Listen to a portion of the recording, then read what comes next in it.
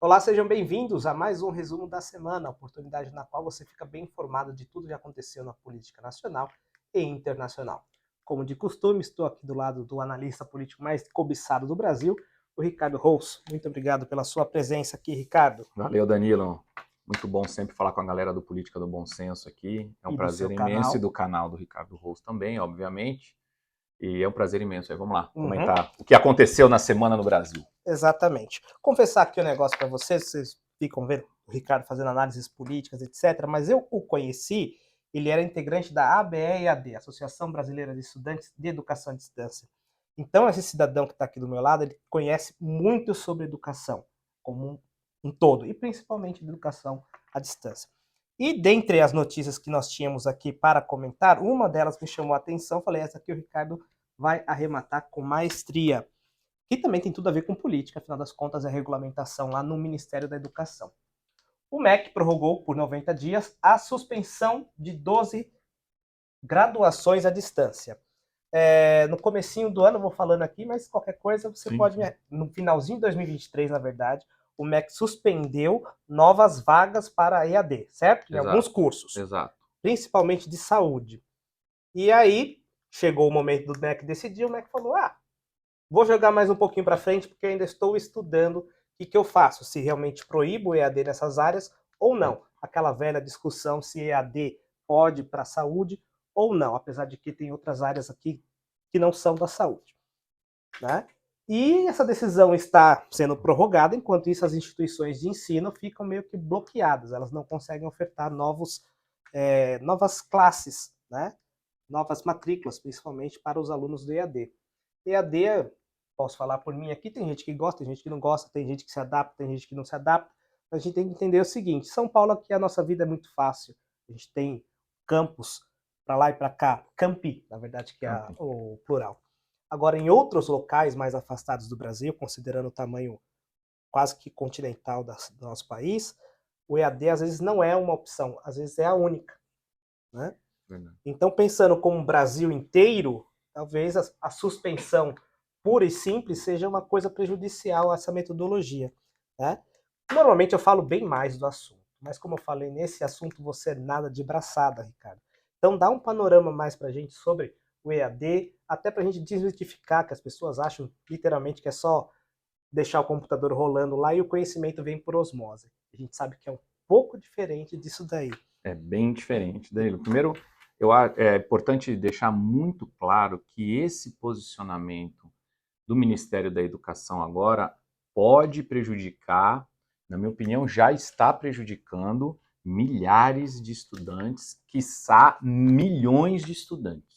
A educação à distância no Brasil é autorizada, é regulada pelo Ministério da Educação. Educação à distância, vamos dizer assim, a metodologia, que eu não gosto nem de chamar educação à distância, sempre discuti isso, inclusive em oportunidades no próprio Ministério da Educação. Eu gosto de educação com tecnologia, que é o que é. Educação mediada por tecnologia, porque a forma como o estudante opta em fazer o curso dele, ir lá na sala de aula presencialmente todos os dias, como a gente está acostumado, lá o chamado ensino educação presencial, é uma opção do estudante. No Brasil, ele pode ter a opção de fazer um curso mediado por tecnologia. Ora é via satélite ao vivo, ora é via satélite gravado, ora é online, que é o modelo que vem se expandindo muito no Brasil, né, com a expansão da internet e da tecnologia, é o modelo que está predominante hoje no Brasil.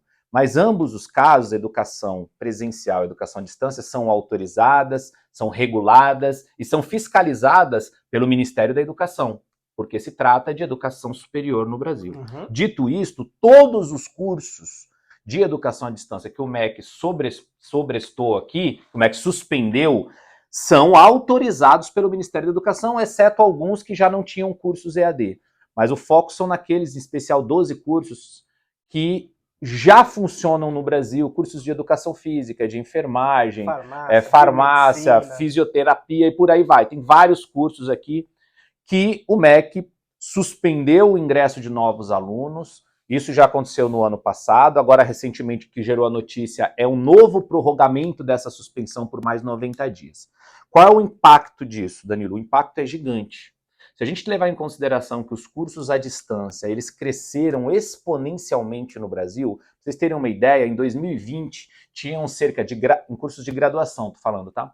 Em 2020 a gente tinha cerca aí de 1.700 alunos matriculados em graduação à distância no Brasil. 2020? 2020. 2024 nós temos mais de 4 milhões de estudantes matriculados em graduação à distância no Brasil. Cresceu um pouquinho. Cresceu exponencialmente. A pandemia ajudou muito nesse processo. Já é uma metodologia que em vários lugares do mundo vem crescendo exponencialmente, porque a tecnologia vai se desenvolvendo e as pessoas vão percebendo, no caso os estudantes, a facilidade que ela tem.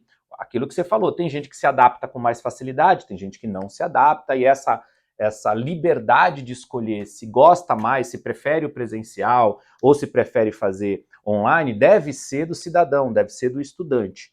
Com essa suspensão dos cursos por parte do MEC, ele acaba cerceando esse direito de liberdade, prejudicando quem já está num curso. Imagina você já está fazendo lá educação física à distância. Que a gente fala à distância, mas na verdade os cursos eles são híbridos. Porque o aluno se matricula na modalidade à distância, mas ele tem que fazer algo, ele é ligado a um polo de educação à distância lá da cidade dele, ele tem que fazer algumas tarefas de forma presencial. Houve uma flexibilização disso na pandemia, mas de modo geral o aluno tem um cumprimento de atividades online ali, presenciais, perdão. O curso é online, mas ele tem atividades presenciais a se desenvolver. Então não é 100% não é 100% virtual, principalmente no que diz respeito aos cursos da área da saúde. Porque tem todo um recorte que é a grande discussão. Porque você tem sindicatos ligados à área da saúde, conselhos de classe da área de saúde que são contra a EAD. Tem um lobby forte ali, um interesse em reserva de mercado, diz que está criando aí uma precarização da profissão, que eu não acredito. Porque imagina, está faltando enfermeiro no Brasil, está faltando vários profissionais de serviço social, enfim, está faltando professor no Brasil inteiro. Como é que você formar mais professores pode ser ruim? A grande discussão aqui, Danilo, deve ser, na minha opinião, em cima da qualidade da educação ofertada. E quando a gente discute qualidade, não importa a metodologia aplicada. Você tem que ter qualidade na educação, seja no modelo presencial, seja no modelo à distância. Não importa a forma que o estudante escolheu para poder fazer o seu curso. A qualidade que deve ser cobrada, fiscalizada, se está sendo ofertado um curso superior de qualidade na instituição A ou na instituição B, deve ser feita pelo Ministério da Educação, que é o órgão competente em autorizar a faculdade a ofertar o curso, seja presencial, seja EAD, e a acompanhar o desenvolvimento desse curso. Quando vai haver o reconhecimento desse curso ao Ministério da Educação, que está lá, é o Ministério da Educação, que vai fazer visitas técnicas nessas instituições de ensino. O que aconteceu é que o próprio Ministério da Educação autorizou cursos à distância de maneira talvez exagerada. Hoje ele não tem braço para fiscalizar todas as instituições no Brasil. Então, com esse crescimento exagerado, somado ao lobby dos sindicatos, dessas associações, de conselhos de classe que não gostam e não querem a EAD, a maioria dos casos ligados aí a grupos de esquerda, a incompetência, na minha opinião, não deixa de ser incompetência. E a falta de braço do Ministério da Educação, somada a essas instituições, gerou um caos gigantesco. Então, sim, nós temos muitos cursos no Brasil, tanto EAD quanto presencial, que precisam sim melhorar a qualidade da educação. E toda essa discussão deve ser em cima disso. O MEC, lá no ano passado, chamou um grupo de profissionais lá, donos de instituições, essas pessoas das associações, dos sindicatos. Eu estive presente nesse grupo de discussão para a gente discutir a educação à distância em cursos da área da saúde. Se discutiu muito, se chegou a poucas conclusões, na verdade, porque os lobbies são muito fortes, tanto de um lado quanto do outro. E o Ministério da Educação não se posicionou. Agora, a atitude que teve foi suspender, foi sobrestar os cursos, em especial na área da saúde, mas abrangem outros cursos também, causando um prejuízo grande para quem queria ingressar nesses cursos e para quem já está matriculado nesse curso. Você está matriculado num curso de educação física, por exemplo. Aí você vê que o MEC suspendeu as vagas de educação física para cursos à distância e você está matriculado num desse, de certa maneira você se sente um aluno, vai valer o meu diploma? Não vai valer? Aí tem toda uma lógica jurídica de direito adquirido e tal, mas cria uma categoria, uma subcategoria de estudante, uma subclasse de estudante. Então, o Ministério da Educação, na minha opinião, está equivocado nesse tipo de atitude. Ele autorizou esses cursos a funcionarem. Se ele agora está percebendo que é o órgão máximo da educação no Brasil, no que diz respeito à educação superior, se ele está percebendo que está faltando qualidade em alguns cursos, seja à distância, seja presencial, é ele quem tem que fiscalizar. É ele que tem que ir naquela instituição que está ofertando um curso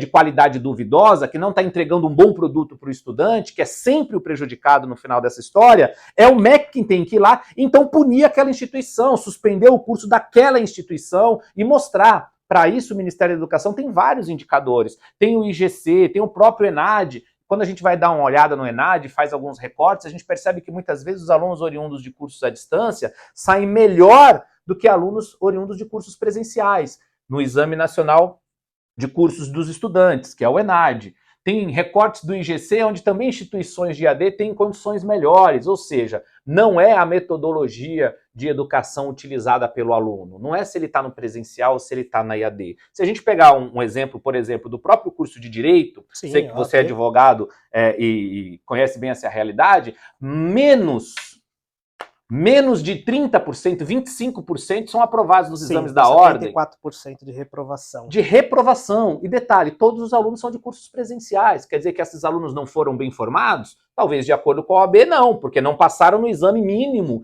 que a Ordem dos Advogados imputa para quem é bacharel ali, formado em bacharel em Direito, para que se torne e exerça a sua profissão. Então a discussão é qualidade. O que a gente tem que focar é a qualidade. A educação à distância faz um grande serviço de inclusão no Brasil. São milhares, posso dizer, milhões de estudantes que não teriam a oportunidade de estudar em instituições se não houvesse educação à distância no Brasil. Porque aqui em São Paulo, como você bem disse, no Rio de Janeiro, em BH, em Brasília, nos grandes centros, é fácil. Sempre tem uma instituição presencial, apesar de que os valores da mensalidade são pela hora da morte, aí, como dizia a minha mãe.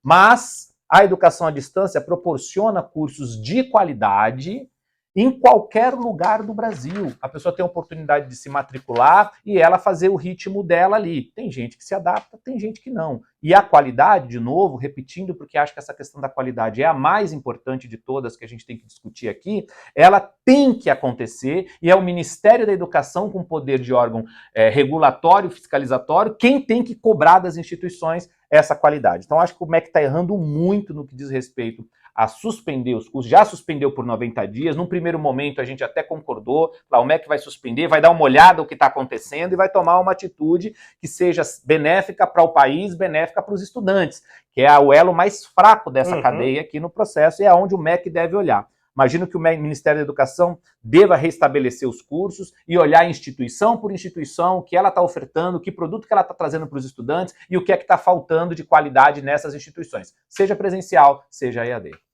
Perfeito. Como vocês viram aí, o Ricardo realmente domina o assunto e eu tenho só pequenos apontamentos para fazer. Ele estava comentando que realmente aqui em São Paulo, Rio, são cidades grandes que são fáceis a gente ter campi, muito estranho isso, mas campi em tudo quanto que é lugar. Mas, ainda assim, se você olhar o recorte que o próprio Poder 360 trouxe aqui, opa, o mouse ficou sem controle. A maioria da galera que veio pro EAD é aqui do Sudeste. Tá? Então você tem aqui o Sudeste com praticamente aqui, deixa eu ver, 30% dos alunos EAD. Por quê? Às vezes você tem que ir para a faculdade, como foi meu caso, eu fiz presencial, direito é presencial, tá? E a faculdade era 2 horas de casa.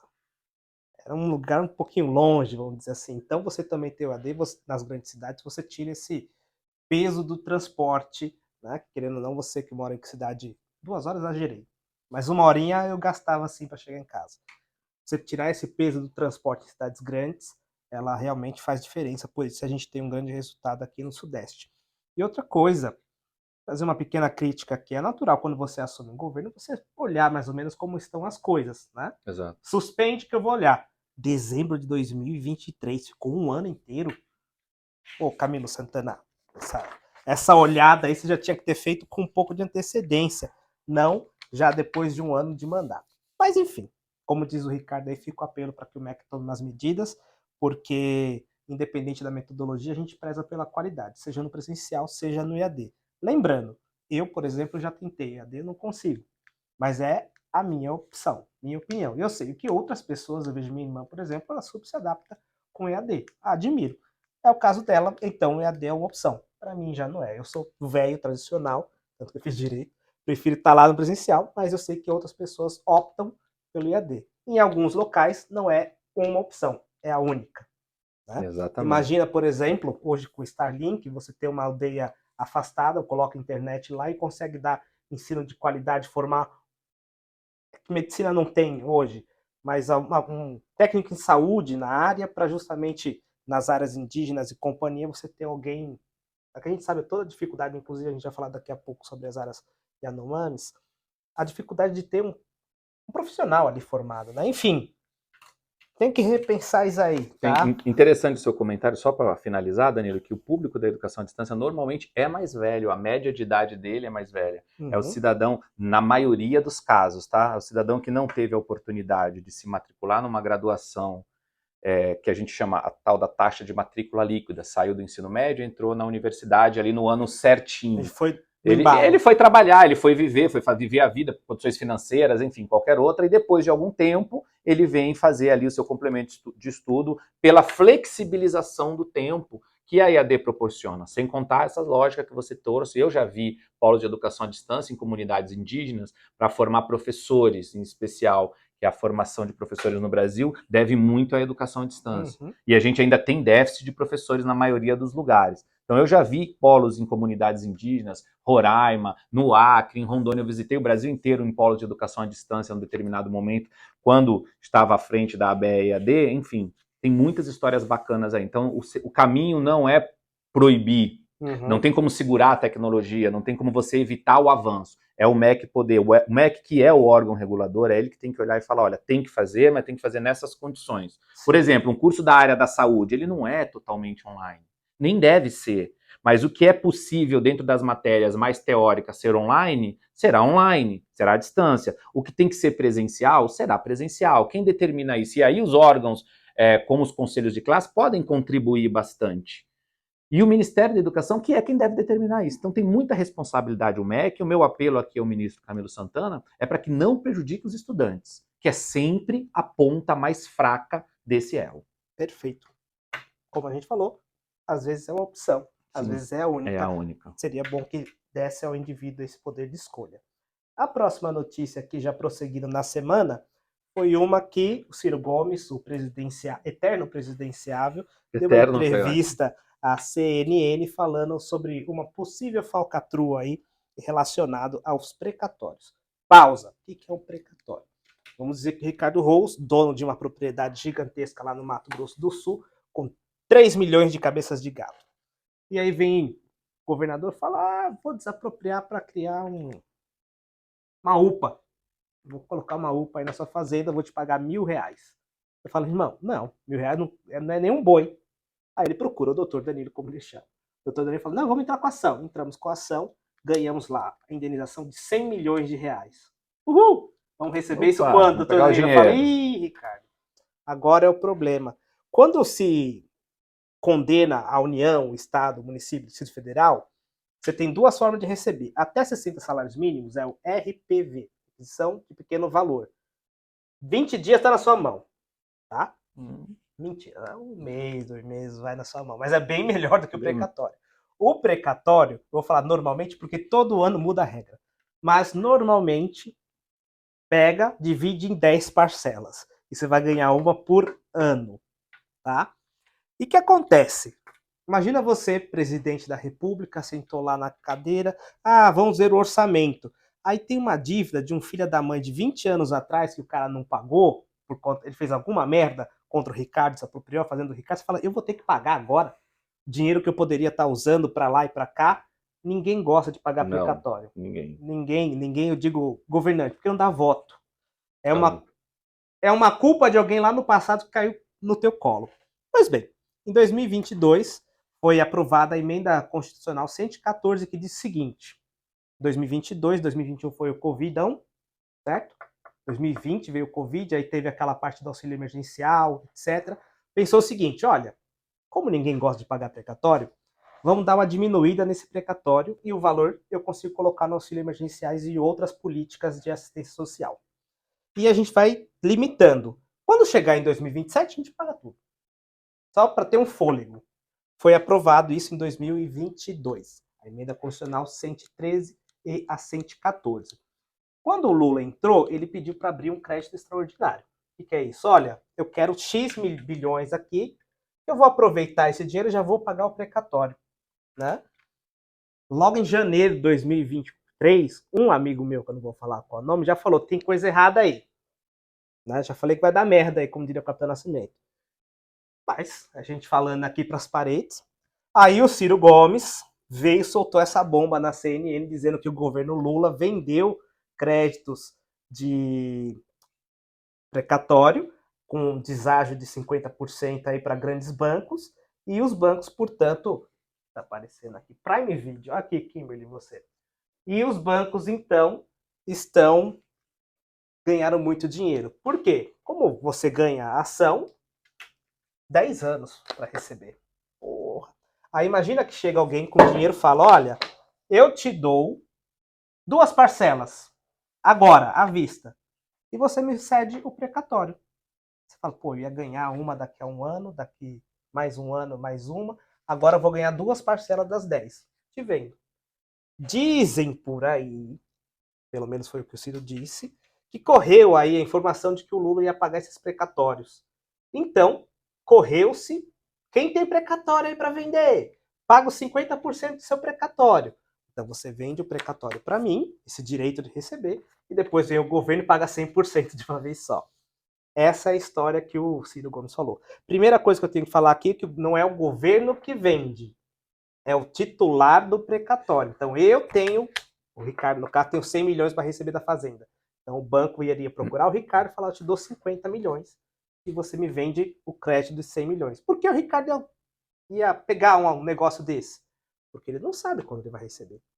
Pode ser que a gente morra, como é a grande maioria dos casos, o credor morre e o precatório é pago para os espólios. Tá? Então disseram que tem uma bosta aí, a gente já falou isso há muito tempo, você especificamente, só que o Ciro Gomes falou na CNN e agora estão falando até CPI para poder investigar esse caso. Olha, Ricardo, Danilo, como você foi a pessoa que denunciou para mim, você é o titular da ação aí, fica à Danilo, vontade para eu, comentar. eu, eu, quando vi o movimento do governo de antecipar o pagamento desses precatórios que poderiam ser pagos em 2027, na hora eu falei, tem cheiro de coisa errada. Se tratando do governo que é, aí então esse cheiro era já uma fumaça, já era um incêndio. Enfim, nós ficamos aqui dialogando entre nós, acredito que assim como eu, muitas outras pessoas também sentiram esse cheiro, porque não faz muito sentido na lógica. Nós já temos um déficit na casa próximo a 300 bi hoje e só 90 bilhões são desses precatórios. Se o governo, que já está no déficit, já está devendo mais do que arrecada, resolve do nada antecipar o pagamento de 90 bilhões de reais, não, tem alguma coisa muito errada nesse processo. O governo poderia pagar à frente, Danilo, entende? Um governo que já está deficitário. Não seria nem nesse mandato. Exato, seria em outro mandato, ou seja, um problema que foi gerado lá atrás, que caiu no colo desse governo, que o governo poderia deixar para o próximo governo, e ele resolve trazer para si e pagar de uma única vez. Tem muita coisa, tem 90 bilhões de coisas erradas nesse processo. É aquela piada, tem cheiro de merda, tem gosto de merda, cara de merda. Se pôr na boca é merda. Interessante é que o Ciro identificou, falou isso publicamente, eu gosto bastante de muitas das ideias do Ciro, e acho que ele agora está muito chateado aí com o governo atual e colocou aí a público essas informações, e como o próprio Ciro disse na entrevista à CNN, é muito fácil o Ministério Público ir atrás disso, é muito fácil as autoridades constituídas irem, é só solicitar. Quem é que está recebendo ou que já recebeu o valor de face em nome de terceiros desses precatórios, que você vai identificar que provavelmente são 2, 3 grandes conglomerados bancários. A gente não sabe que conversa aconteceu na campanha eleitoral, a gente sabe que não é tão complexo assim identificar isso. Então, talvez uma CPI, uma comissão parlamentar de inquérito, feita pelo Congresso Nacional, ou uma CPMI, envolvendo Câmara dos Deputados e Senado Federal, consiga identificar exatamente essa origem. Até aí. mesmo porque o Ciro falou, é fácil, um jornalista pode pedir. Não, porque está esbarrando, inclusive um jornalista já gritou, está esbarrando no sigilo bancário, então só uma CPI mesmo para quebrar essa parte. CPI até porque é obrigação dos deputados federais. O deputado é pago, o deputado federal e senador para isso, para fiscalizar os atos do Poder Executivo. Esse é um ato do Poder Executivo, um ato bem grande, de 90 bilhões de tamanhos. É um atão. E um atão, que vale a pena aí, principalmente os deputados federais e senadores, colocarem o dedo, vale a pena a abertura de uma CPI sim, investigar para ver se tem algum tipo de irregularidade. Se não tem, foi só uma decisão administrativa do governo Lula em antecipar e fazer o pagamento desses precatórios, ok, tá tudo certo. Realmente tem muita gente e as pessoas que têm esse precatório têm o direito de receber e tudo mais. O grande X é esse, é que uma parte do mercado ficou sabendo dessa informação antes. Isso aqui é uma pergunta, será que isso aconteceu? Uma parte do mercado, 2, 3 bancos, ficou sabendo que o governo poderia pagar isso antes, e aí então saiu recorrendo realmente, comprando o precatório de todo mundo, aí chegou naqueles senhorzinhos que estão com precatório há um tempo ali, que nem sabe se vão viver mais até 2027, e que se submeteram a vender os seus precatórios por metade do valor de face, por exemplo. Será que isso aconteceu? É isso que a CPI tem que responder pra gente, quem são os responsáveis aí. Mas para mim tem cheiro. Tem quem defenda que diz o seguinte, que em 2027 iria ser um rombão. Não ia ser esses 93 bilhões, ia ser muito mais, porque tem juros, obviamente. Né? Agora então, foi um rombinho. Isso. Entendi, tá certo. Enfim. Quem defende isso só pode ser de esquerda. Mas aí fica o questionamento, como o Ciro falou, que as instituições possam fazer a investigação e, de fato, trazer aqui luz para o assunto e, como diz o Ricardo, esclarecer se houve ou não uma informação privilegiada. E aí, havendo informação privilegiada, totalmente criminosa essa ação. Tá? Continuando aqui, a semana nós temos uma parte bem polêmica. Todo mundo fala que o Supremo se mete muito nas coisas, mas às vezes também o Supremo é provocado para agir, tá? Como foi esse caso aqui. Na sexta-feira, o Supremo retomou um julgamento que tinha como escopo falar sobre... Eu vou falar aqui com muita delicadeza, porque não é que o Supremo vai liberar a maconha. É descriminalizar aporte da maconha para uso pessoal. O que acontece? A Defensoria Pública do Estado de São Paulo entrou com uma ação para defender uma pessoa que foi condenada por tráfico, né? Por estar lá com a maconha. Então, foi para o Supremo mais um caso desses. Quando tem muito caso sobre um assunto, o Supremo dá um negócio chamado repercussão geral. Ele fala o seguinte, para tudo, eu vou decidir uma vez e a minha decisão, para esse caso, vai valer para todos os casos pendentes. Isso é repercussão geral. E aí declarou repercussão geral nesse assunto. A Defensoria Pública de São Paulo diz o seguinte, a Constituição garante para você a sua intimidade, sua vida privada. E o que você fizer na sua intimidade, na sua vida privada, que não prejudique terceiros, a Constituição resguarda, você pode fazer. Então, se você consome e não prejudica terceiros, isso não é crime, não deveria ser. Não deveria ser, porque o é. Se você olhar aqui no artigo 33, perdão, no artigo 28 da Lei de Tóxicos, você vai ver o seguinte, que, mais um pouquinho para baixo, cadê o artigo 28? Tô cego, gente, desculpa. Aqui, na parte que fala dos crimes. Quem adquirir, guardar, blá, blá, blá, blá, para consumo pessoal. Tá aqui dizendo que é crime. A diferença é que, quais são as penas? Advertência, prestação de serviços à comunidade e medida educativa. Não tem cadeia, entendeu? Mas aqui, inclusive, eu acho que estão perdendo a oportunidade. Põe os maconheiros para capinar lote, gente. Aqui, ó. Prestação de serviço à comunidade. Quem sabe até não fumam os lotes, né? Enfim, mas é aquela prisão, é aquele caso que você vai lá ouvir o juiz. Não faça isso de novo. De fato, também existe um serviço, um uso do poder público para algo, vamos dizer assim, inútil. Né? Então está se discutindo isso, que isso deveria ser crime, então, já que não dá cadeia. Né? Porque tem aqui o artigo 33, que é embaixo. Cadê o artigo 33? Mais um que pouquinho. lá fala, de fato, do tráfico. Aqui fala de um monte de coisa. Né? E Aqui um detalhe importante que eu acho legal da gente comentar é que se você olhar os verbos, 4 verbos que está no 28 e que está no 33 são iguais.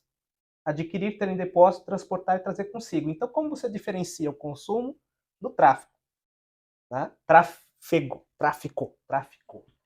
Aqui no 28 diz o seguinte, para diferenciar se é... Pode subir mais. Peraí. Aí. Não, é para cá, ó, Ricardo, para cá. Ah, gente, o Danilo tá cegão aqui. Mas no 28, o juiz fala o seguinte. 28 aí. Aqui no 28 ele diz, para determinar se a droga se destina para o consumo pessoal ou não, ele vai levar em consideração o seguinte: a natureza, a quantidade, o local que foi apreendido, os antecedentes. Vai olhar o cidadão. Vai ver, esse tem cara de traficante ou tem cara de usuário? O problema é que no Brasil, vocês sabem, né, é complicado. Quando pega eu sou traficante. Quando pega uma pessoa de cutis mais clara, é usuário. Então, a defensoria falou, pô, tem alguma coisa errada, a gente tem que parar com isso. E, portanto, entrou com essa ação. Eu entro aonde nesse negócio? Só tá. Eu sou traficante ou sou usuário? Que eu nem uso nem Acho trafico. que depende do horário do dia. Se tiver cedo, Ricardo, você sai como branco entendi. aí, viu? Se tiver à noite, tu roda com a gente. Tá? Entendi. Depois tem uma situação ainda mais difícil, então. Depende do horário. Pois bem, esse processo foi para o Supremo e já 5 ministros já tinham dado o seu julgamento e um, que era o Zanin, tinha falado não. E aí foi... 5 tinham falado sim e 1 não, isso? Exatamente. 5 tinha votado pela descriminalização do porte para uso pessoal da maconha, porque a ação só falava em maconha, então meio que você resume para lá. Apesar de alguns ministros falarem, não, tem que liberar tudo, etc. Mas a ação da defensoria que gerou tudo isso era só da maconha. Tá? E aí, na quarta-feira, o Nunes Marques e o André Mendonça votaram contra, então ficou 5-3, e agora faltam outros 4 ministros, se não me engano. Peraí. 3 minutos, perdão. Dias Toffoli, acho que Carmen Lúcia e o Luiz Fux, se não me engano. Isso tá? E falta para julgamento. E aí, se tiver mais um voto, que a maioria do Supremo são 6, já tem 5 a favor. Mais um votou, então você vai ter a liberação, pelo menos no judiciário não vai te processar, não vai ter que dar esporro em maconheiro. Né? O Pacheco falou que é um absurdo, que vai votar a PEC que criminaliza expressamente, e como a discussão é na Constituição, ele vai colocar na Constituição que não pode. E vai votar na semana que vem. Imbróglio, né, Ricardo? Você tem aí uma questão que eu já ouvi um vídeo seu falando sobre a omissão do poder legislativo. Tudo a gente está falando aqui do judiciário, enquanto isso o legislativo dorme em berço esplêndido. Eu já falei muito sobre isso, eu acho que o nosso legislativo ele é moroso, ele é lento, ele é caro e é incompetente. E nesse aspecto, para mim fica bem claro, apesar, vale uma ressalva, de que já existe a lei antidrogas de 2016 e a lei já, de certa maneira, a lei já descriminaliza. A palavra é forte, descriminalizar, mas ela é real. Porque você já mostrou no artigo 28... Mas, ó, é dos crimes e das penas, tá vendo ali, ó? Dos crimes e das penas. Então fala que o uso pessoal, que é o artigo 28, é um crime. Agora, a diferença é que não é. Exatamente. Eu queria que você puxa aqui um pouquinho para o lado para mim aqui, Danilo. No próprio artigo 28, quem adquirir, guardar, tiver, transportar, trouxer consigo para consumo pessoal, drogas. Eu acho que o artigo 28 ainda é mais forte do que essa repercussão geral que está tendo no Supremo, que apesar do voto do ministro Gilmar Mendes ser pelas drogas, conforme diz aqui, como diz você, está sendo ali no caso, no fato que é maconha. Mas a lei 11.343, que é essa lei de drogas, nesse artigo 28 trata de drogas, não limita a maconha. Ou seja, tiver uma quantidade, o X da questão aqui é exatamente o que você falou. Qual é a quantidade que determina que você é um usuário, você é um traficante? É julgado... Os verbos são iguais. Iguais. É julgado no caso concreto pelo juiz, a circunstância. Por exemplo, o cara tá parado na frente de uma escola, do lado de uma escola, tem lá 2, 3 cigarros de maconha enrolado, ele é usuário ou traficante? A probabilidade dele estar na porta da escola, ali esperando sair estudantes, ou para vender para estudantes, é grande. Então, de qualquer maneira, a lei já diz, vai ser analisado o caso concreto pelo juiz. Mas a lei já diz isso. Por outro lado, quando eu digo da inércia do poder legislativo, o Congresso Nacional, que é a casa de leis do Brasil, que é onde se deve discutir de fato, aprovar ou reprovar as leis, é lá que deve ser discutido esse tema. Se vai se colocar uma quantidade específica, se não vai se colocar uma quantidade específica, ou se vai se proibir qualquer porte de drogas para consumo próprio, como é o projeto de lei que em setembro do ano passado, o presidente do Senado, Rodrigo Pacheco, apresentou, o projeto de emenda à Constituição. PEC 45, 2023. Exatamente. Só que ele apresentou em setembro do ano passado. Esse julgamento no Supremo começou em 2015. Vai o ministro, pede, como aconteceu agora. Tiveram 2 votos, aí o ministro foi lá e pediu vistas. Ele pode ficar com essas vistas aí o tempo que ele quiser, pode demorar 1 ano, 2, 3, 4. Agora limitou, se não me engano, são 90 dias. Já teve Isso essa... foi uma daquelas... Desculpa, então. Uma daquelas reformas de cortar as linhas do judiciário era colocar um limite a essas vistas, porque senão, justamente isso, peço vista no jogo, no seu caso. Vai ficar pelo menos um tempo aí. Por que o Congresso Nacional, esse tema drogas, gente, é um tema complexo? Eu sou contrário, completamente contrário à liberação. Porém, tem um porém. No caso da maconha, é muito difícil uma sociedade como a brasileira proibir completamente e controlar isso completamente. Porque já estão usando em tudo quanto é lugar.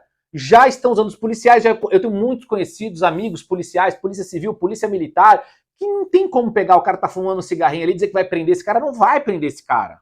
Entende? Não acontece, mas isso hoje já não acontece. Como é que essa sociedade brasileira, que não consegue deixar numa cadeia de segurança máxima 2 elementos que fugiram lá em Mossoró, até hoje nós não prendemos esses 2 elementos, já tiveram 2 outros elementos que fugiram agora em outra cadeia, enfim, Campo Grande, a gente não está conseguindo segurar 2 elementos num presídio de segurança máxima. Nossos líderes políticos estão preocupados aí com o problema da faixa de Gaza, dando palpite na guerra dos outros, não estão cuidando da nossa guerra interna aqui. As armas entram pelas nossas fronteiras do jeito que querem, a hora que querem, as drogas entram porque nós não produzimos, não somos grandes produtores de maconha, nem de cocaína, nem de nada disso. Aonde vem isso? Vem de fora, entra aqui pelo Porto de Santos, pelo aeroporto de Guarulhos, pelo aeroporto do Galeão, pela fronteira que a gente tem na região amazônica, entra o tempo todo. E o governo tem competência para cuidar disso. Aí agora nós vamos proibir completamente. Detalhe, eu sou a favor da proibição, tá? Tô falando aqui para vocês a complexidade disso. Eu sou contra as drogas. Completamente contra as drogas. É um mal que faz a nossa sociedade. Agora eu tô tentando mostrar o outro lado, com o país que nós temos, com o governo que nós temos. Sendo prático. Como é que coloca isso em operação, gente? Como é que você vai prender? É muito complexo. Então, eu acho que essa discussão ela deve ser travada no Congresso Nacional com uma grande discussão nacional. Quiçá com plebiscito.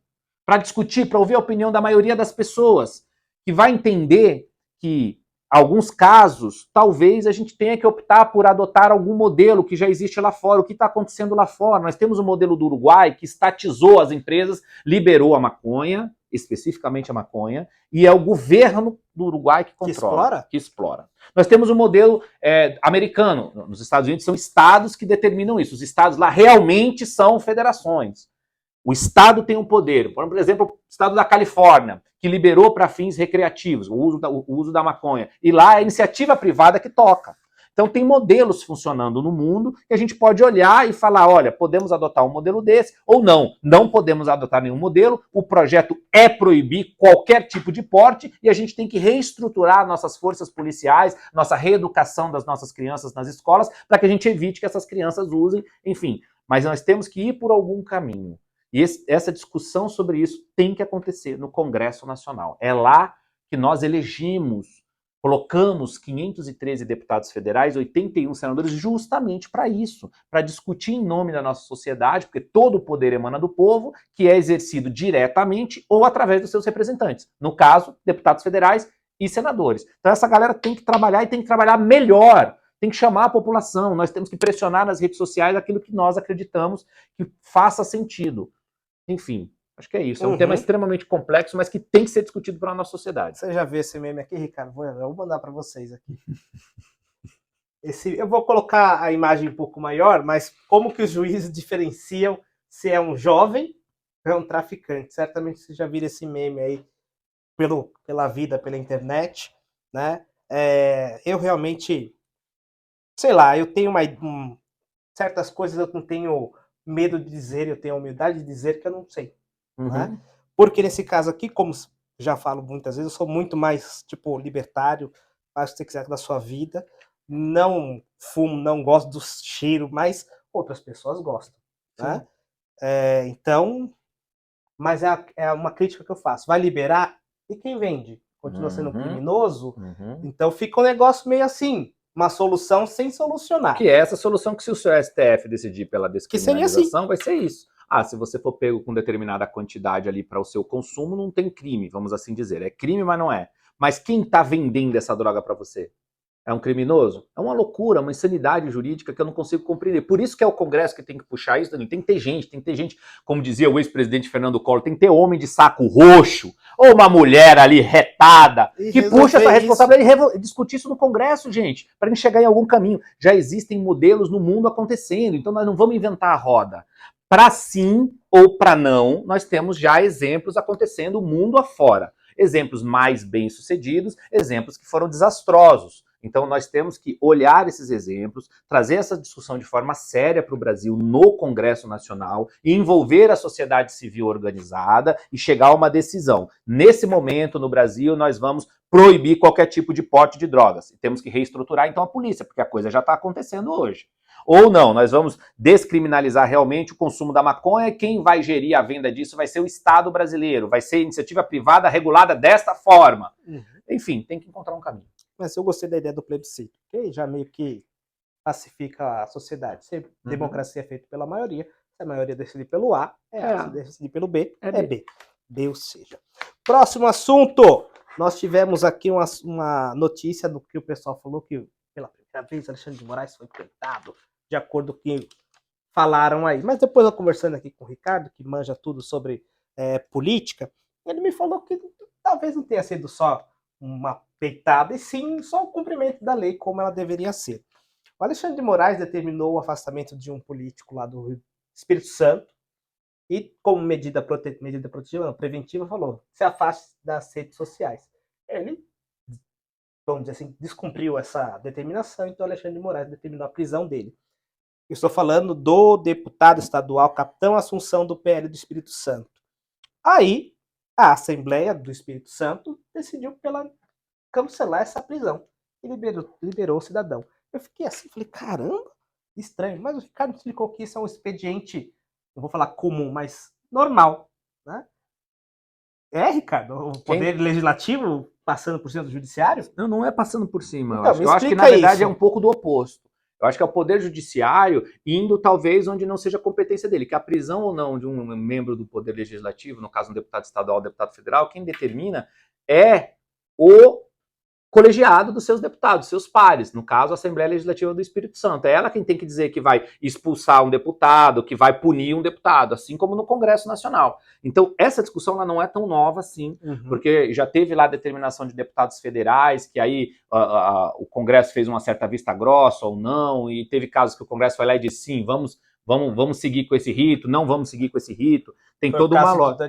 Daniel Silveira, tiveram outros casos também, quando foi o caso da Flor de Lis, antes tem uma matemática, você às vezes prende ali de forma preventiva, no caso são situações totalmente diferentes, mas são membros do parlamento, aí depois o parlamento se reúne e autoriza o procedimento e acaba inclusive entrando em processo de expulsão daquele parlamentar.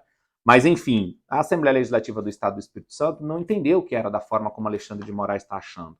Então a gente realmente precisa tentar colocar uma linha no que está acontecendo com esse processo. Se eu não estou enganado, Danilo, o caso do Capitão Assunção, é isso? Isso, Capitão Assunção está na mesma lógica dos crimes de 8 de janeiro. Ele era alguém que estava promovendo, eu não me aprofundei nesse caso ali, não. Então, esse inquérito do fim do mundo aí, que tá lá no Supremo, que não acaba nunca, não tem fim, não tem uma coisa surreal, porque as pessoas estão sendo julgadas lá, não tem duplo grau de jurisdição, porque está no STF, vai recorrer para quem? Para o Papa? Enfim, eu acho que a gente tinha que olhar um pouco para isso que está acontecendo. Ali, para mim, está acontecendo, talvez, precisa olhar com calma, não é minha especialidade, mas talvez ali esteja acontecendo alguns abusos ali. Eu estou vendo muita gente falar isso, inclusive em organismos internacionais, agora estou vendo deputados irem falar sobre isso nos Estados Unidos e em cortes internacionais. Então a coisa está tomando uma proporção que está ficando difícil. Daqui a pouco é o Alexandre de Moraes que determina a prisão de qualquer cidadão, de qualquer forma, de qualquer jeito. Não tenho certeza se é por esse caminho. Em especial, já havendo um regramento, como é o caso, eu não quero nem entrar no mérito se está certo ou se está errado, ok? Mas como é o caso dos parlamentares. Essa discussão já deu muito pano para manga e já teve decisões dúbias, como foi o caso do Daniel Silveira, que está em cana até hoje. Então, não inovaram, eles seguiram, vamos dizer assim, a Constituição Estadual. Existe, todo estado tem uma Constituição, tá? Eu achei uma bizarrice quando fiquei sabendo lá no direito, falei, ué, só conheço a Constituição Federal. Não, cada todo estado tem a Constituição Então, estadual. na Constituição Estadual tem a previsão de que... Normalmente elas replicam ipsis literis o que diz a Constituição Federal, de que os membros do parlamento deles, quem determina a prisão é o parlamento. Que loucura! Então fica aí, ó, mais um aprendizado pra gente no resumo da semana aqui, que já está se encaminhando para o seu fim. O que no final é um aprendizado e um desaprendizado, que a gente não sabe mais o que acontece, porque ó, o Congresso era a mesma coisa, tem um deputado que está preso, aí a Assembleia Legislativa, que teoricamente é num âmbito diferente. Prende de novo, acabou, a PF vai aprender e não vai questionar. A bagunça está generalizada. E também nem sei como é que é isso, porque imagina, se ele dá uma mandado de prisão para a PF no Espírito Santo vai cumprir ou não, ou vai descumprir a Assembleia Legislativa? Cumprir. E depois recorre e aí a gente vê. Vira uma bagunça. Traz aqui pro resumo da semana que aconteceu. É uma insegurança jurídica total e absoluta. Isso porque o Supremo deveria primar pela segurança jurídica. É o que constitucionalidade. mais... Enfim. Olha, gente, continuando falando de deputados, mas agora na corte mais acima, nós tivemos, o Ricardo me ensinou aqui, que todo ano as comissões trocam os seus presidentes, né? Os membros também? Os membros também. Pô, legal. E havia um acordo no ano passado de que o PT ia ficar com a CCJ, que é a mais importante, e esse ano ia ficar com o PL, porque o PL é a maior bancada, se não me engano, então ia ficar assim, olha, não me tumultua, eu fico com agora. E depois você fica com a presidência da CCJ. CCJ, a Comissão de Constituição, Cidadania e Justiça, é a mais importante porque todos os projetos passam por ela, né? Então, se eu tenho a comissão de esportes, eu só vou analisar os PLs que falam de esporte. Então, se o seu fala sobre família, o seu PL vai passar reto para a minha comissão. CCJ não. É meio que o funil, é o pré-plenário. Passa por ali, depois está livre para o plenário. E aí a Carolina de Toni, que é uma deputada do PL de Santa Catarina, que o pessoal chama de bolsonarista, assumiu a CCJ. E aí estão falando, e agora acabou a governabilidade? Eu acho que nada disso vai acontecer. O Educação também ficou PL, Segurança Pública, normalmente é a bancada da bala, que nada aconteceu. Esporte e Previdência, que eram comissões que normalmente ficavam mais com o PT e os partidos, né, satélites. O PT em si ficou com Saúde, Fiscalização e Controle, que era da Bia Saúde, vírgula. A Fiscalização e Controle, que era da Bia Kicis, que essa daqui é boa porque poderia convocar todos os ministros. Cultura, Amazônia, Direitos Humanos e Direito das Mulheres. Aqui, interessante, saúde, porque cada comissão pode convocar o ministro equivalente à sua pasta. Então, eu sou da cultura. Posso convocar, então, a Margarete Menezes para ela vir e dar as suas explicações. Saúde, Anísia Trindade. E a Anísia Trindade vem sendo alvo aí de algumas, né, críticas. E agora, com o PT tendo a saúde, ela está completamente blindada, que não passa nenhum requerimento de convocação para ela nessa comissão. E a fiscalização de controle, que não tem essa limitação, também pode convocar quem quiser, também está no PT. Então aí, muito dificilmente a gente vai ter convocação da Anísia Trindade para a Câmara para depor não, dar esclarecimentos. Mas quem chamou a atenção nessas comissões aí é a Carolina de Toni na CCJ e o Nicolas Ferreira na Educação. Por sinal, é a matéria que o Ricardo domina aí. Que gosto bastante aí. Doutor, eu acho o seguinte, tem alguns pontos aqui. Sim, acho que a escolha, para a nossa audiência aqui entender, a escolha de qual comissão fica com qual partido tem a ver com o tamanho da bancada daquele partido. Como o PL é o maior partido na Câmara dos Deputados, no momento, então o PL teve a prerrogativa de escolher e escolheu a CCJ, que é sempre a principal comissão, vamos assim dizer, porque por ali passam todos os projetos.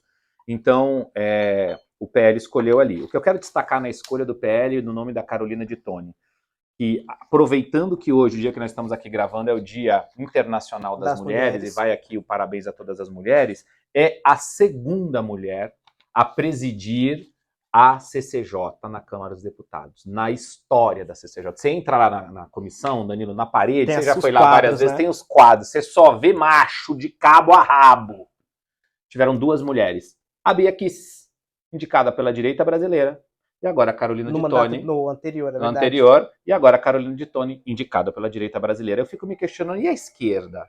Que defende a mulherada, que é o direito, inclusive pegando aí, é muita demagogia, mas na hora de indicar para CCJ, inclusive no Lula 1, no Lula 2, Agora, no Dilma 1, Rui no Dilma... Falcão? Não, quando eles têm a oportunidade de indicar, é sempre um homem. Então fica essa reflexão para a esquerda, para que na próxima oportunidade que eles ocuparem a CCJ, indicarem uma mulher, pegando o gancho aí do Dia Internacional da Mulher. Isso, Rui Falcão. Quero parabenizar então a Carolina de Toni, que possa conduzir aí com maestreza os trabalhos da CCJ, o povo precisa muito disso. Nicolas Ferreira, também jovem, de Minas Gerais, deputado mais votado do Brasil, fizeram oba-oba, grita, grita, grita, grita, parabéns ao Nicolas, que vai presidir a Comissão de Educação, certamente nos encontraremos muitas vezes por lá. Tem nada contra, gente, é o partido que indica, deputado foi eleito pelo povo, é legítimo, tem competência e tem que assumir. A esquerda fica gritando porque não gosta dos posicionamentos do Nicolas.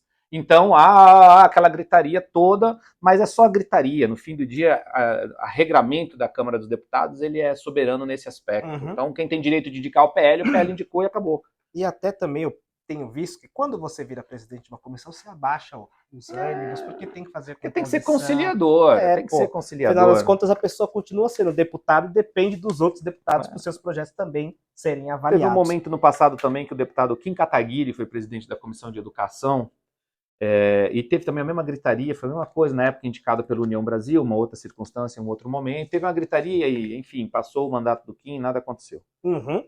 Segue o baile. Sigamos. Já estamos chegando a praticamente 1 hora de programa aqui, 50 e poucos, mas eu normalmente falo 1 hora, né, Ricardo? Vamos lá. E o Ricardo está com o tempo apertado, então eu vou transformar tudo isso aqui em notícias rápidas. Infelizmente, eu tenho certeza que você ia querer comentar essa daí, ó. Qual delas? A próxima, eu quero aí, comentar ó. todas. Aqui, ó. Olha lá. Quero ver se Cuba lança, quero ver Deus Cuba lançar, é isso? Então vamos falar dela logo. Há 1 ano, ao longínquo 1 ano, Ricardo Rose saca do nada. Bora pra Cuba? Como assim, cara? Nunca imaginei isso. Nossa. E no final das contas a gente foi lá. Em março, chegamos no dia 26, se não me engano, que era a data da eleição. Estamos de Cuba. Devendo o vídeo de Cuba aqui. Uhum. E eu tô fazendo o roteiro tá até que legalzinho pra gente fazer. Boa. Mas, enquanto isso, chegamos no dia 26, que era o dia das eleições de Cuba, e aí parou, acabou a luz. Eu falei, estranho, né? Falou, a pessoa com a qual nós estávamos lá, falou, normalmente quando é um dia de alguma coisa muito impactante, como é o caso das eleições, a luz some. Porque sem luz não tem internet, sem internet não tem repercussão. Eu falei, porra, supremo o pensamento. Mas, pelo menos as notícias que chegam pra gente é que não tem mais essa de dia importante, não. Quando qualquer dia acaba a luz. 74% da iluminação pública foi desligada. Então a galera tá à noite sem nada. E é quente o lugar, gente. É Caribe. É quente. uma ilha do Caribe. Meu Deus, imagina você não ter um ventilador à noite. Que triste. Só... Gasolina subiu 6 vezes, aumento de 500% nos últimos aí, o Canel anunciou. Do PIB caindo. Infelizmente, a situação tá brava. Falta de leite em pó, tá pedindo ajuda para o programa, o PMA, Programa Mundial de Alimentos da ONU. E tudo é culpa do embargo. Aqui, uma pequena questão, o embargo ela tem uma exceção que são alimentos e medicamentos. Então, alimentos pode importar normalmente, tanto que quando a gente foi lá, tinha produtos importados. Tanto é que a gente achou o frango brasileiro. Frango brasileiro. Na verdade. Então, assim, comida pode comprar sim, tá? De qualquer país. Aqui, a única coisa que eu posso comentar aqui é o reflexo do comunismo. É o comunismo garantindo igualdade para todos na miséria absoluta. É um país lindo, é um país com um povo maravilhoso que nos recebeu de braços abertos, assim, muito bacana. Conversamos com muita gente e o que nós encontramos de unanimidade, ninguém gosta do comunismo. Infelizmente, um povo desarmado, um povo sem condição alguma de fazer absolutamente nada. Triste ver a situação do povo cubano. Um governo corrupto, Não precisa nem entrar nesses detalhes, porque isso aí a história já está mostrando, e o resultado ao longo dos anos é isso. O discurso é o mesmo, do embargo econômico, não sei o quê, mas como já foi dito pelo Danilo, o alimento nem entraria nisso, tanto que tem importação de alimentos que nós encontramos lá do Brasil.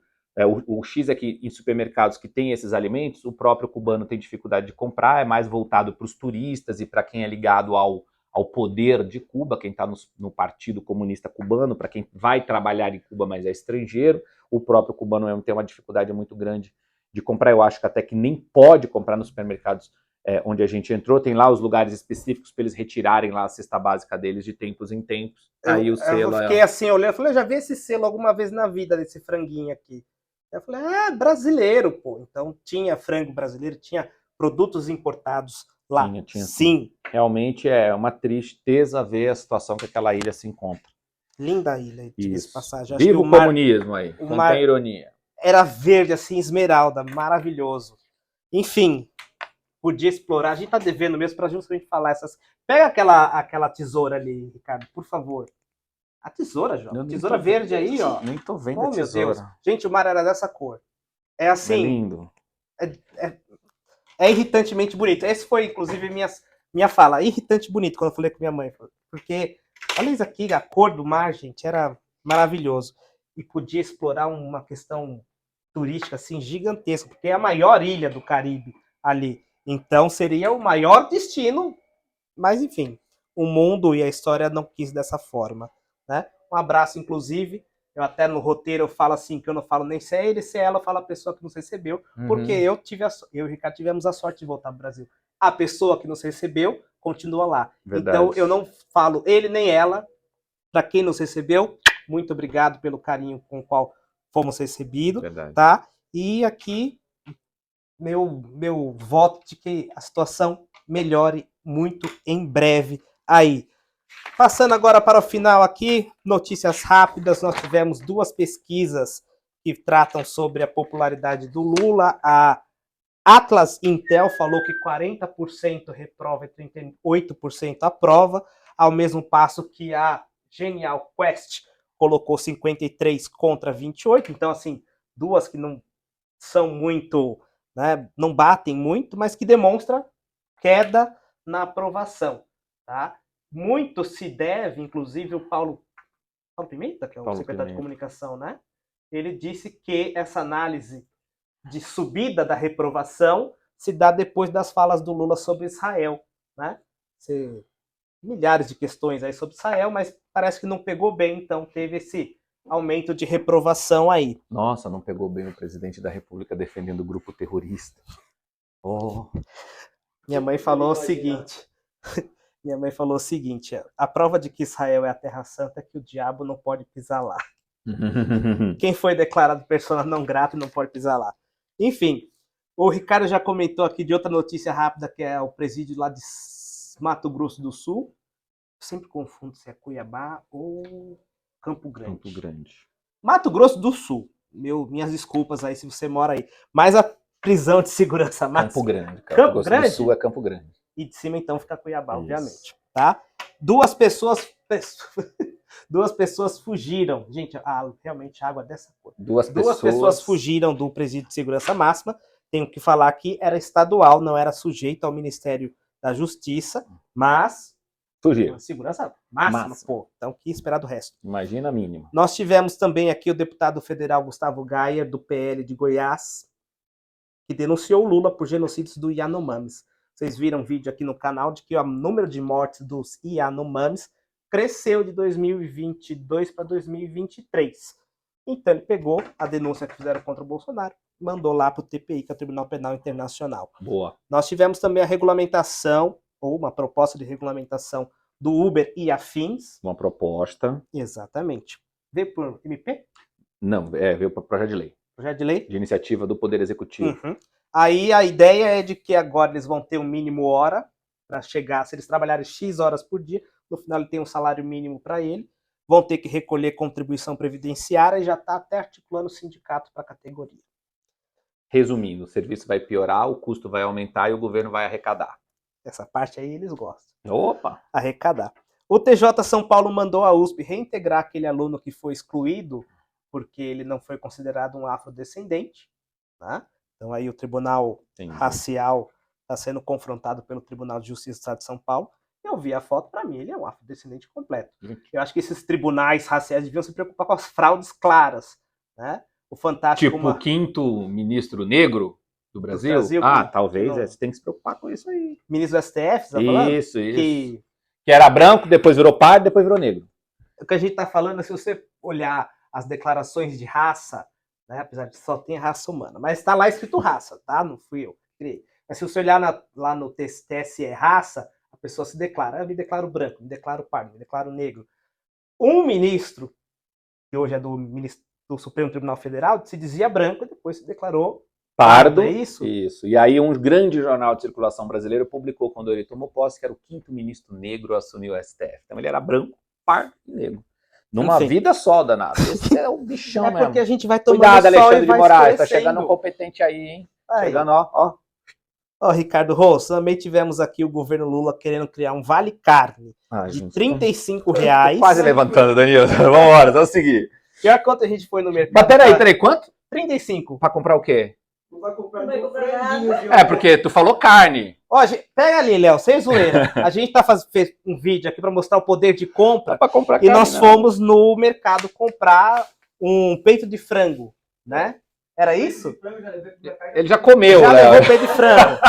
Mas a nota tá aí, pelo já menos? peito de frango. Não dá, procura gente, a nota. não Enfim, tem como. era 20 e poucos um peito de frango empanado, não era nem o peito de frango.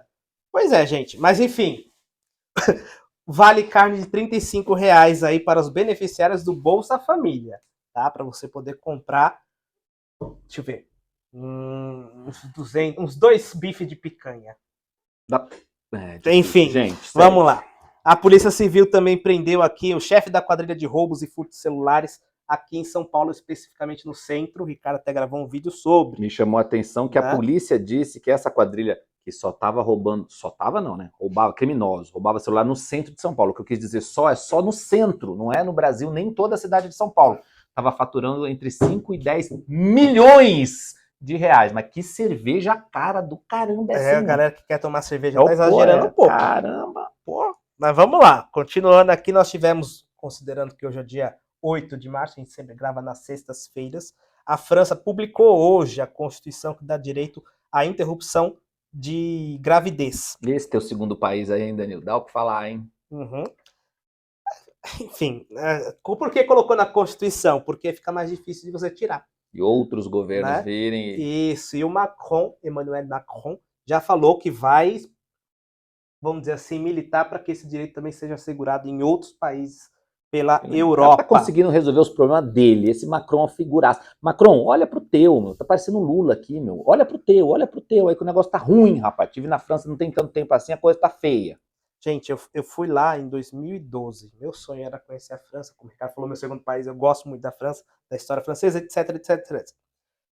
Eu fui lá. Depois o meu irmão foi, 2 anos depois, etc. Falou, Danilo, que cidade feia é aquela? Eu falei, como assim? Paris é linda. Aí ele me mostrou a foto. Meu Deus, realmente tá acabada. Realmente. A quinta versão da República Francesa. Sabia que tá na quinta versão da República Francesa já? Essa tá pior de todas. Tá, talvez a mais feinha, tadinha. E nós também tivemos aqui, trazendo a situação mais próximo de nós. Mas não tão melhor. E acho que aqui é pior ainda. A Maduro, né, convocou as eleições para dia 28 de julho. Eu até pensei que era junho, ia falar que era o seu, mas não, é o aniversário de Hugo Chávez, o ex-ditador que já foi para um outro plano, né? A eleição, então, ficou marcada para o dia 28, que ele garante que vai ser totalmente transparente e sem perseguição. Não, sem perseguição não. Transparente eu até acredito, porque não tem opositor, ele mandou prender todo mundo, expulsou todo mundo, é ele contra brancos e nulos. Acho que ele vai perder. Aqui, galera, eu tive 100% dos votos. Tá vendo como é transparente? Não tem oposição, cara. Não. Passou do Panamá para baixo, é sempre 51% contra 49%. É sempre esse o julgamento não, o resultado das eleições. Pode olhar. Inclusive aqui no Brasil. Né? Só para deixar vocês cientes. Ricardo Rose, como é que te acha? fora aqui do YouTube. @Ricardo Rose Oficial nas redes aí que você quiser, que eu tô em quase todo lugar. Uhum. E aqui o Política do Bom Senso também, Política do Bom Senso em todos os lugares.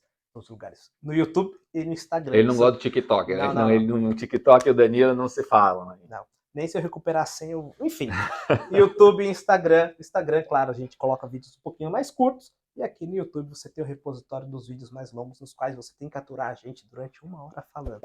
E para você não perder esse privilégio de nos ver falando nos próximos vídeos, clique em se inscrever, ativa o sininho, assim você não perde as notificações dos próximos vídeos. E eu já estou pedindo aqui, vou pedir um pouquinho mais.